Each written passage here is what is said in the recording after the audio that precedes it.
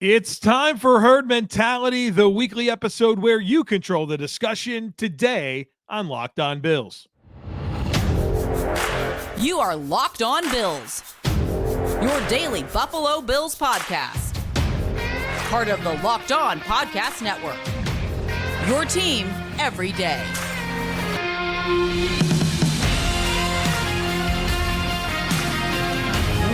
What's up, Bills Mafia? It's Joe Marino, author of Go Bills and Buffalo's Run, also the co-host of the Locked On NFL Scouting Podcast, and I am your host of Locked On Bills. Want to thank you for making Locked On Bills your first listen every day, and a big welcome and shout out to our everydayers. You know who you are. Those of you who never miss a single episode, I appreciate y'all being here very, very much. I'd also like to invite you to subscribe or follow for free on YouTube or wherever you listen to podcasts. We're part of the Locked On Podcast Network, your team every day. Today's episode is brought to you by FanDuel. Make every moment more. Right now, new customers can get $150 in bonus bets with any winning $5 bet. That's $150 with any winning $5 bet. Just visit FanDuel.com/lockedon to get started. Well, folks, welcome in. Have a bunch of great herd mentality questions to get to. Let's get started. First one comes from Brian.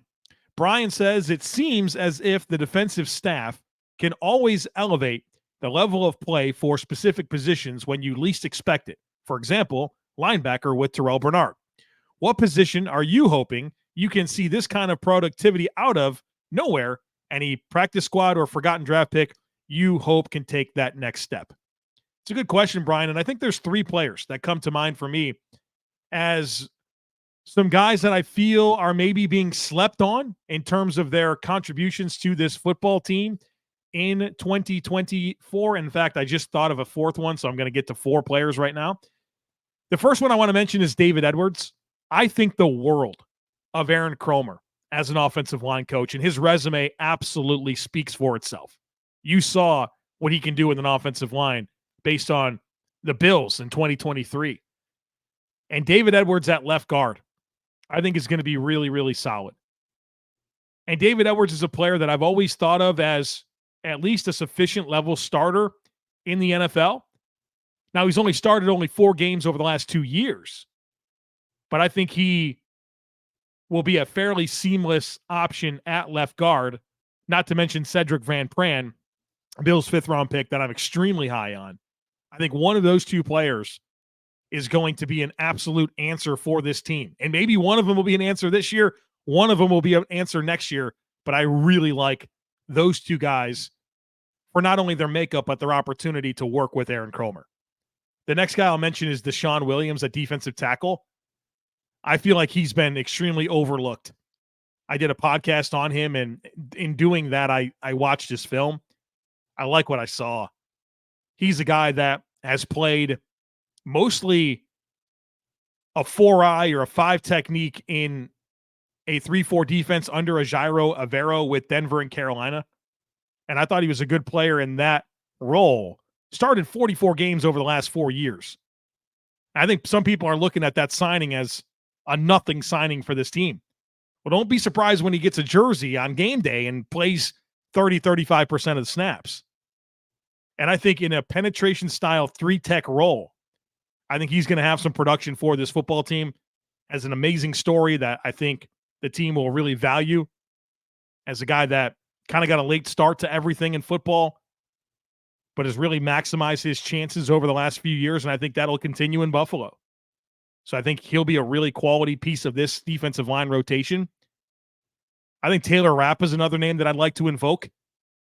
Taylor Rapp is a player I was really high on going into last season. And before he was with the Bills, he was part of my plan. I do my mock offseason every year, and my plan at safety was to sign Taylor Rapp to replace Jordan Poyer, because I thought very highly of Taylor Rapp during his time with the Rams.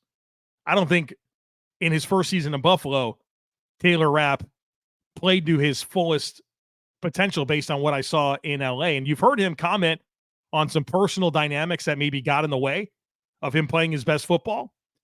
But even despite that, the team extended him for 3 years. They've spent an entire year with him and said, you know what? That's a guy we'd like to have around for a while.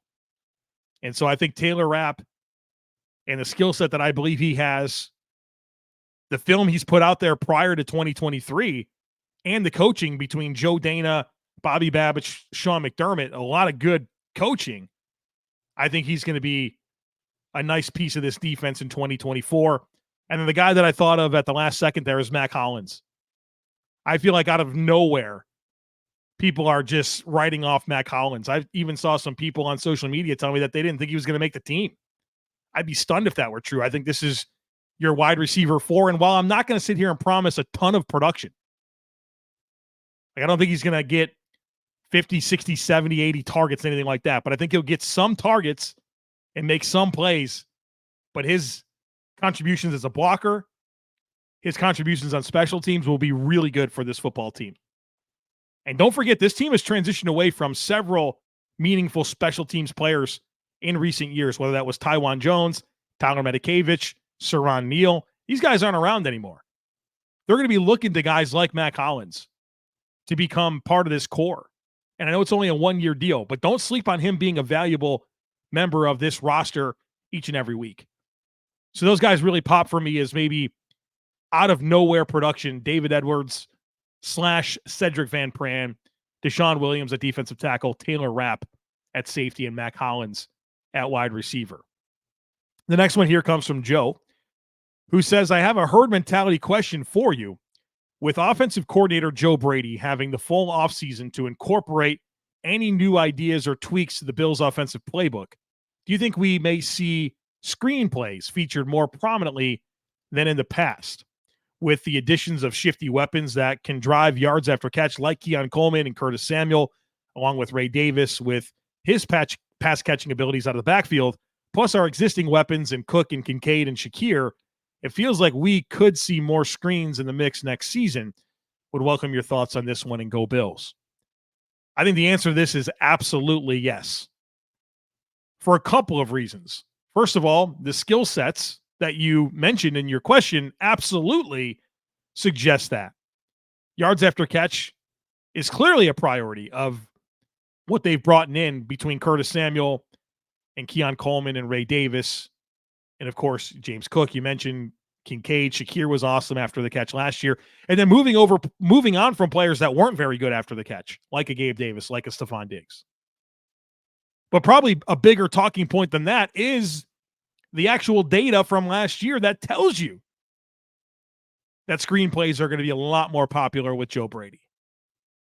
In the 9 games in 2023, with Ken Dorsey as the offensive coordinator, the Bills ran a screenplay on 6.9% of their passing downs. 6.9% under Dorsey. In the 10 games with Joe Brady in 2023, that number went up to 12%. Nearly doubled it. 12% up from 6.9%. The same offense. Massive uptick. And to give you some additional context on that, if the Bills maintained a 6.9% screen rate like they did under Ken Dorsey for an entire season, that would be the lowest in the entire NFL last year by 1%, a full 1% lower than the next lowest team. If they maintained the 12% screen rate that they did under Joe Brady for an entire season, that would be 7th in the NFL. So very, very, very different when it comes to incorporating the screen game and hopefully the new mix of skill sets that are going to be running these screens will produce even better results moving forward. All right, folks, we have some fun stuff to get into in the next segment, including my takes on the rookie number choices, and I want to get into some extension priorities as well. So be sure to stick with me. It's winner take all time in the NBA and NHL, and FanDuel is giving you a shot to bring home a big win of your own. Right now, new customers can get $150 in bonus bets with any winning $5 bet. That's $150 to bet on spreads, money lines, player props, and more. Just visit FanDuel.com/lockedon and make every playoff shot count. FanDuel, America's #1 sportsbook.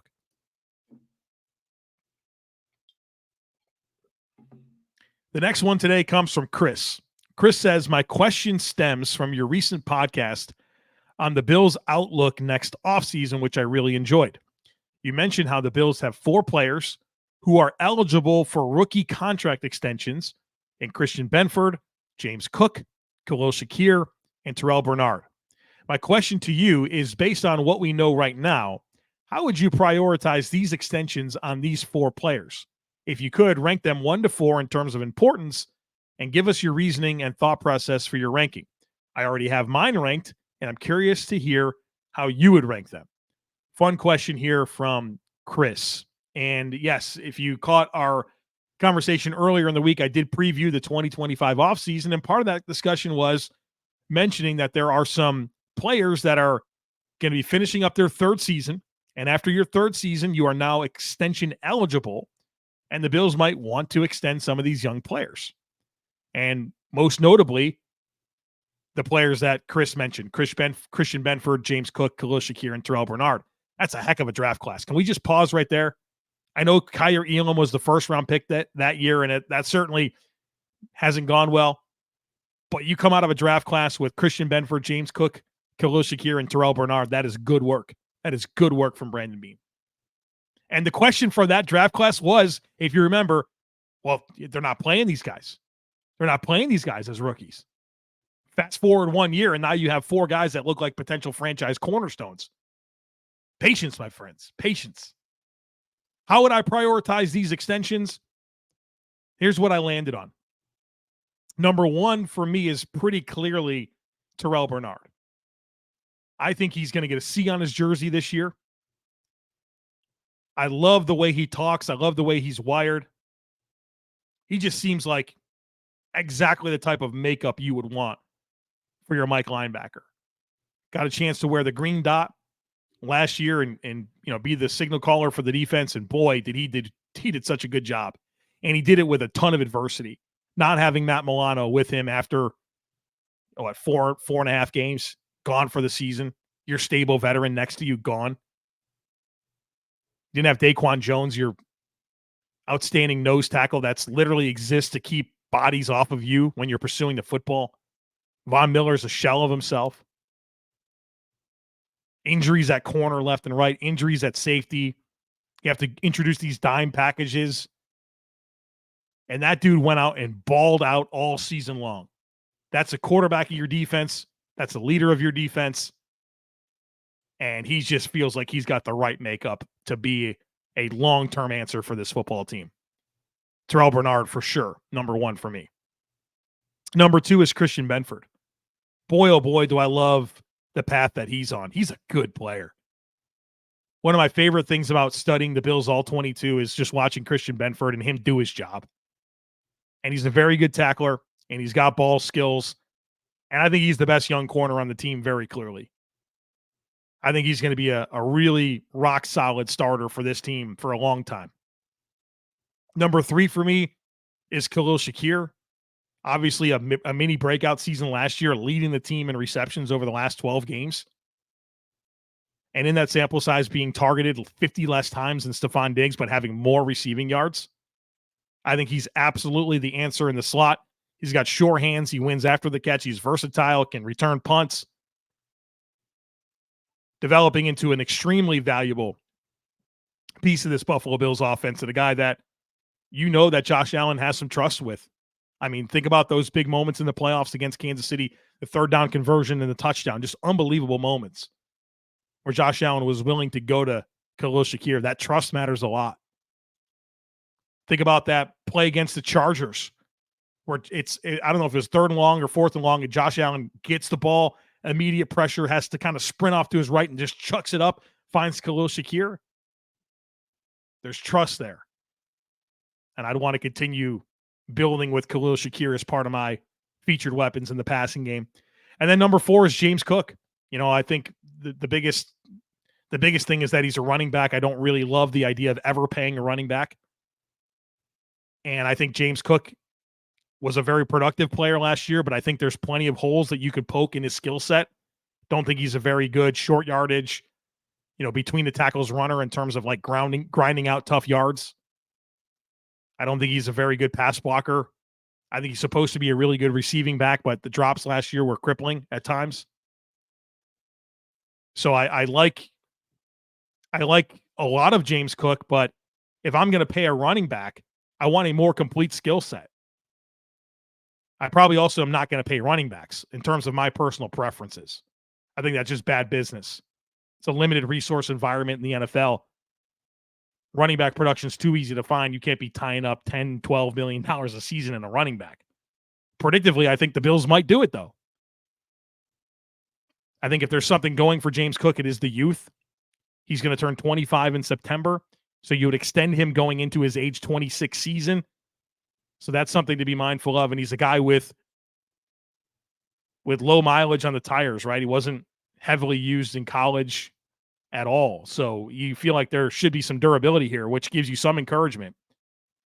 But I'm more concerned with the opportunity cost.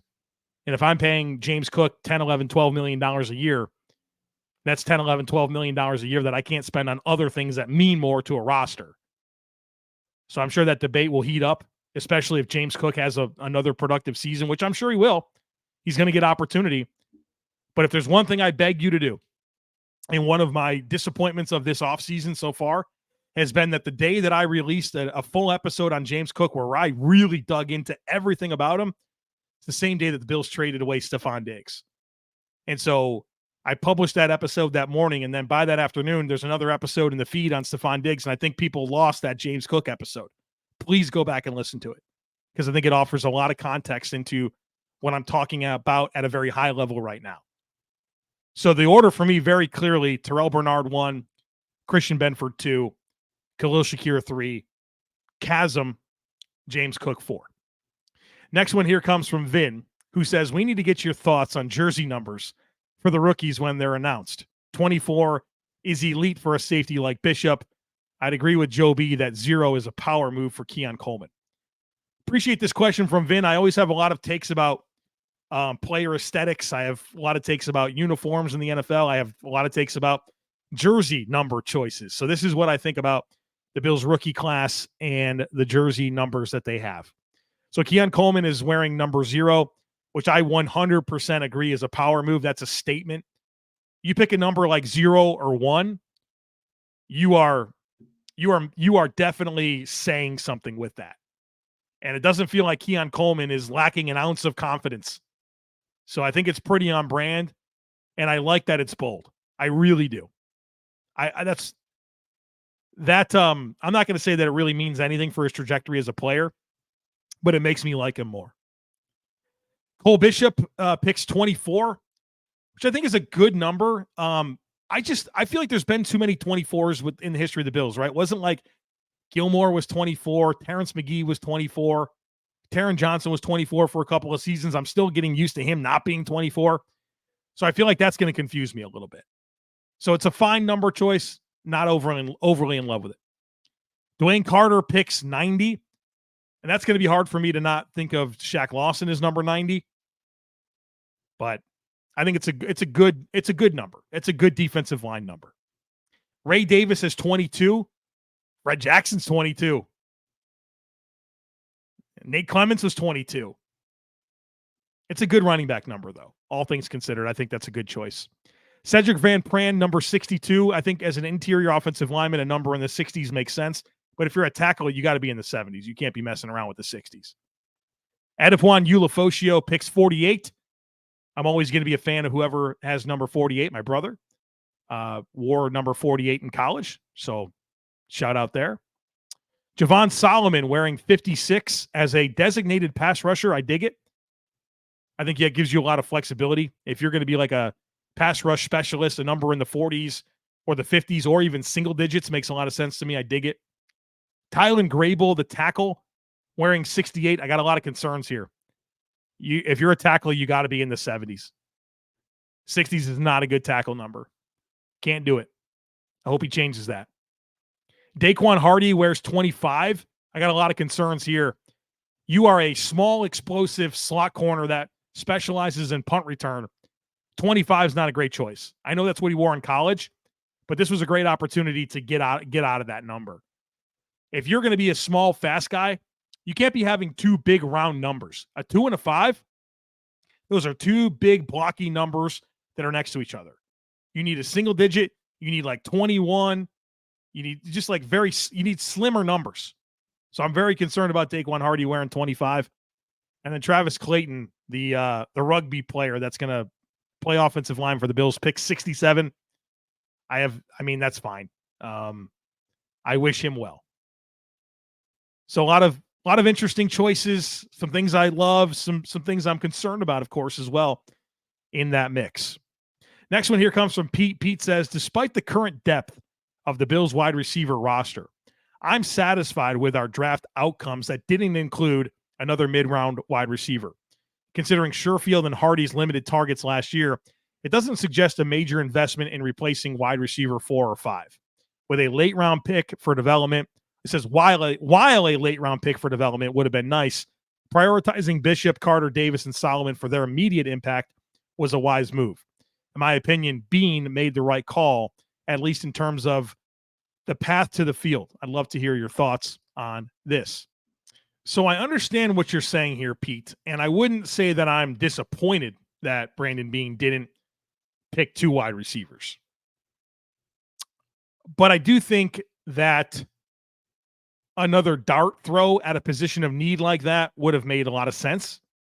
I do think that there's a lot to say about target distribution and like what the reality is for targets available for wide receiver 4 and 5, especially when you're going to feature at least one tight end and at least one running back in your passing game, right? Like your 5th, 6th, 7th options in this offense don't necessarily get a lot of volume. So I'm not super concerned there. And I do think that there's going to be an element of sharing the ball in this passing game that I'm going to enjoy this year. And at some point in the next couple of weeks, I'm going to do a target distribution pod. So that's coming where I'll flesh that out even more. But I mean, you had 10 draft picks, and I don't think Tylen Grable is going to make this team. I think there's going to be 2 offensive linemen that the Bills drafted that will not make this roster, at least. And so drafting a wide receiver would have made sense to me, especially when you see these like modest investments pay off for other teams. You see Tank Dell and Nico Collins as 3rd-round picks. Puka Nacua as a 5th. Romeo Dobbs is a 4. Dontavian Wicks is a 5. Khalil Shakir was a 5. Amon-Ra St. Brown a 4. I would now look, you can go through the receivers that have been drafted and you can find a lot of misses and the guys that aren't doing anything. But I probably would have had a little dart throw. I would have had a second dart throw at a wide receiver if it were me. So I understand your line of thinking, but I also understand anybody who was hopeful for a wide receiver double dip. All right, we got more to get to on the other side of it. Some Keon Coleman discussion is coming your way, so be sure to stick with us. All right, game off. We got to pause here to talk more about Monopoly Go. I know what you're saying, flag on the play. You've already talked about that, but there is just so much good stuff in this game. In Monopoly Go, you can team up with friends for timed tournaments where you work together to build up each other's boards. And the more you win together, the more awesome prizes that you can unlock. And there's so much to get, like unique stickers that you can trade with friends to complete albums for bigger prizes, cool new playing pieces to travel the boards with, hilarious emojis for taunting friends with when you smash their buildings or heist their vaults. Plus, Monopoly Go feels new and exciting every day with constantly changing tournaments and challenges. There's always something fun to discover in Monopoly Go, so get off the bench. Go download it now free on Google Play or the App Store. Game on. The next one here comes from Brett, who says, have a herd mentality question about Keon Coleman. We know you were not high on him initially. I wasn't high on him initially as well. It seems like not many people were high on him. Things obviously change when somebody joins your team and you dive into their film and stats. Hindsight is 20/20, but after diving into this guy's skill set, I really, really like him and feel somewhat guilty for not overlooking him, for overlooking him at first glance pre-draft. My question is, did you chat with or know anybody else in football analytics who had Coleman as a higher grade or that are super high on this dude as a day 1 or day 2 guy? Because you live in this world full time, did you hear any rumblings that Coleman could be a first day pick or big time threat? Feels like he just flew under the radar a bit and nobody gave him a fair shake in the weeks leading up to the draft. Just didn't hear a ton of hype with him across the board. Well, I think Keon Coleman had plenty of fans out there. I had one of them on the podcast a couple of weeks ago, Brett Whitefield, who raves about that selection. You'll find plenty of other fans of the pick. You will find Keon Coleman fans out there. He was not a player that didn't have love out there. And there's a lot of people that absolutely love his projection to the Buffalo Bills. So this isn't like an off the wall pick by any means. Definitely a guy that was in play. And I think as a first day pick, there was tons of momentum for that early in the college football season. You know, there was a standalone game. I think it was on a Monday night. It was LSU against Florida State. And that was Keon Coleman's first game with Florida State. He had 9 catches for 122 yards and 3 touchdowns, including some spectacular highlight reel plays. In fact, Brandon Beane was in attendance at that game, which he's, revealed since drafting him. So there's Keon Coleman, like for the longest time, was a fixture as a high pick in mock drafts. And then I think as the season moved along and you didn't see consistent, sustained production, he had touchdown production all season long, but like yardage wasn't always there. I think he had more than 80 yards, maybe only 3 times all season for Florida State this past year. And, then he doesn't necessarily have the 40-yard dash time that people wanted to see, right? So, there's definitely reasons for kind of his sizzle a little bit. And then like he started falling out of the first round in mocks, and he did. He wasn't a first round pick. So I think like he definitely had momentum, lost some momentum. And now that the Bills have picked him, right, and he goes to a place where you see a clear path to production and opportunity with a great quarterback who needs a receiver, and of course all the personality stuff that we got a chance to learn about, I think that there's some hype. And of course I've allowed myself room for optimism that this is going to work out and he's going to be a great playmaker for this offense. But what hasn't happened since the Bills have drafted him is there's no new tape. I don't see new tape about his route running and how he's going to improve as a separator. So while I am like excited for the personality, I am excited for how the team is excited and that Josh Allen wanted him, all of that stuff. When I start seeing him run routes and get open and make plays is where, that's where I'm going to really allow myself to get excited. I'm not clinging to my priors. I talked about this last week. I'm not just going to sit here and say, well, because I wouldn't have picked Keon Coleman and I didn't grade him super high. That doesn't mean I'm not going to root for him to not be very successful with the Buffalo Bills. I hope he's awesome. I hope he's the best player at receiver in the league. Like he's my receiver now, right? He's our receiver now. So I'm rooting for his success, but that doesn't mean I'm not concerned about the same stuff I've always been concerned about. There's no new tape. This guy hasn't played any new football. We haven't seen him evolve in terms of separation skills. And so when I start seeing that, that's when I'm really going to get myself hyped up about it. Chris says, I just finished your 53-man roster projection and have a question about the back of the roster, notably the reality of who can sneak through waivers. Would it be better to just keep Justin Shorter as wide receiver 6 and waive Andy Isabella to the practice squad because he is less likely to be claimed? I'll be honest with you, I'm not going to lose an ounce of sleep over either Justin Shorter or Andy Isabella. I mean, Andy Isabella has had numerous opportunities to become a thing in the NFL. It hasn't happened. 4 teams that need things at receiver in Arizona, Baltimore, and Buffalo. Justin Shorter, college underachiever, rigid route runner. Special teams was awful in the preseason this past year. So, I'm hopeful on both players, but there will not be a second of stress or sleep that I would lose over the proposition of not being able to get back Justin Shorter or Andy Isabella to the practice squad. I do think that you should think about that to an extent. But every team's got players just like Andy Isabella and Justin Shorter that they all want to get back on their practice squad. At the end of the day, we spent a lot of time thinking about this, and a very, very, very, very, very small percentage of these players actually get plucked by other teams. And we're talking about 2 big-time underachievers that I will not lose any sleep over not being able to retain at either one of them. Mike says the Bills are signing guys now, vets and undrafted free agents, who we are pretty sure are not going to make the team. How does pay and or compensation work for players who are signed now who won't make the team? The guys who are brought in just for the preseason and competition at contested positions. So it's a good question, and they do get paid. Obviously, they get paid the most if they make the team and get a weekly game check. But first of all, they do get their signing bonus. So undrafted free agents and players that the Bills sign that are, veterans, there is a signing bonus that they do get. And then from there, like rookie camp, which is coming up at the end of this week, May 10th through 11th, I'm pretty sure. Rookie camp, those players get paid $1,700 a day that they're participating in the rookie camp. And the team also has to provide housing and meals and I think transportation as well. And then during training camp and preseason, so if you're on the 90-man roster, first-year players get $1,850 per week. Other players, so if you have more than 1 year of experience, you get $3,200 per week.